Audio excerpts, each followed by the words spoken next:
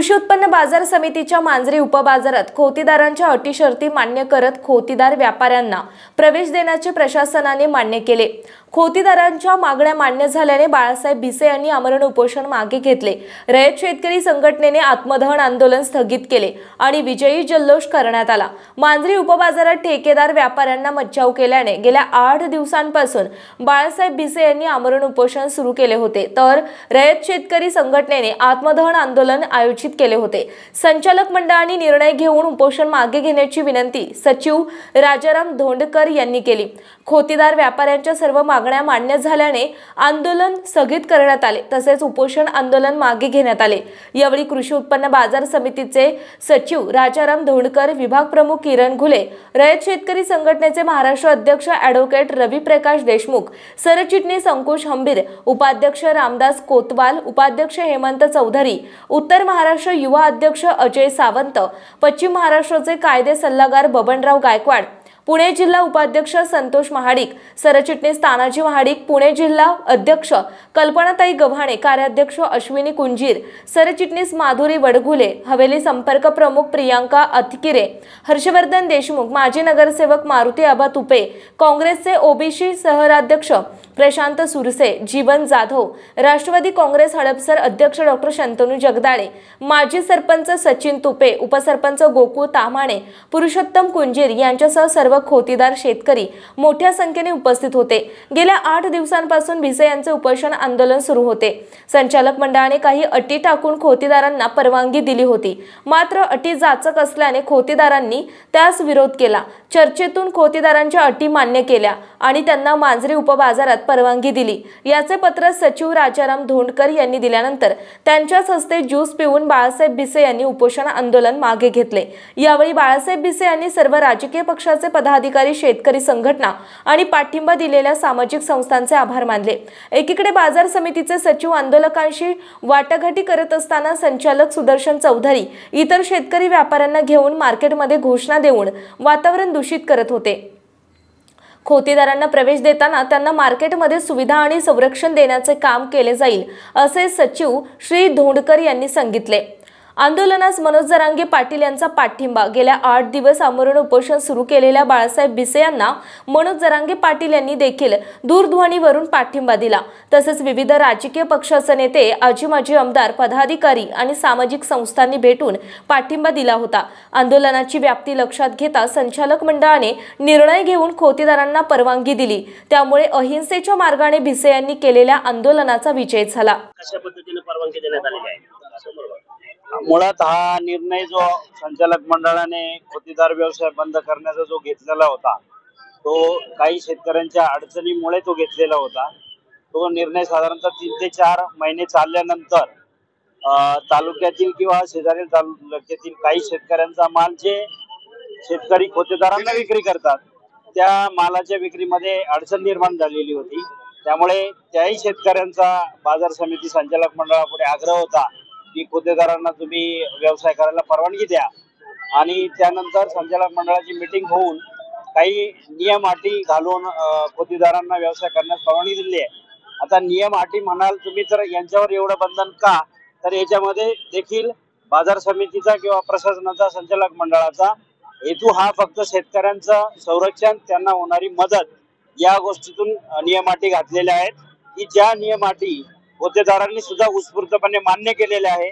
त्यांच्या दृष्टीने सुद्धा शेतकरी हा त्यांचा अन्नदाता आहे, त्याच्यामुळे त्याच्या हिताच्या दृष्टीने बाजार समिती निर्णय घेतला, तर खोतेदारांनी पण या गोष्टीला सपोर्ट केलेला आहे। त्यामुळे हे जे आंदोलन आहे ते आंदोलनकर्त्यांनी मागे घेतलेलं आहे आणि सामोपचाराने प्रश्न सोडवण्यासाठी आणि शेतकऱ्याचं कल्याण हा मेन हेतू समोर ठेवून हे आंदोलन सध्या समाप्त झाले। विशेषतः या ठिकाणी ज्या प्रमाणात मार्केट डेव्हलप झालेलं आहे, तर त्या प्रमाणात तिथे जागा कमी पडते आहे। त्याच्यामुळे काही बऱ्याचशा समस्या आहेत, पार्किंगची समस्या आहे, त्याचबरोबर स्वच्छ पिण्याचं पाणी आणि टॉयलेट दुरुस्ती वगैरे। त्याच्यामध्ये ऑलरेडी एक टॉयलेटची दुरुस्ती होऊन सुरू झालेला आहे, दुसरे 2 टॉयलेटची दुरुस्तीची प्रक्रिया सुरू आहे। त्याच्यामुळे जास्तीत जास्त चांगल्या प्रकारच्या सुविधा देण्याचा बाजार समिती प्रशासनाचा प्रयत्न असणार आहे।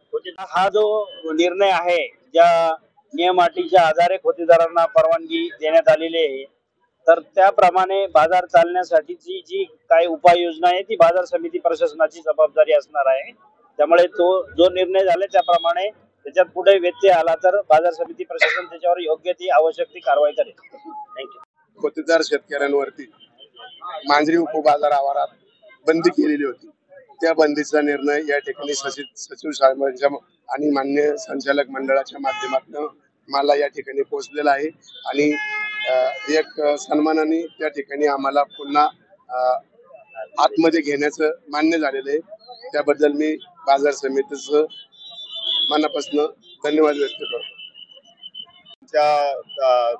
हवेली तालुका, दौंड तालुका, पुरंदर तालुका या सर्व शेतकऱ्यांचं म्हणणं होतं की खोतीदारांना या ठिकाणी चालू करावं खोतीदारी, कारण की शेतकऱ्यांचा माल शेतामध्ये पडून होता. आजही 3 रुपये 4 रुपयांनी सुद्धा शेतातला माल कुठलाही व्यापारी घेऊन येत नाही. गेल्या 1 महिन्यापासून आमच्या शेतामध्ये माल तसंच पडून आहे. आज हा निर्णय योग्य झाला, चांगला झाला. मी सर्व संचालकाचं, सभापतीचं, सगळ्यांचा आभार मानतो की हा निर्णय त्यांनी आज योग्य पद्धतीने, चांगल्या पद्धतीने घेतला. कारण की हा निर्णय घेणं हा गरजेचं होतं, कारण की त्यांना देखील कारखान्याचं इलेक्शन पुढे आलेलं आहे, त्याला अडचणी भरपूर येणार होत्या, म्हणून त्यांनी सुद्धा हा निर्णय योग्य घेतलेला आहे. आभार मानतो मी सर्वांचा आणि थांबतो.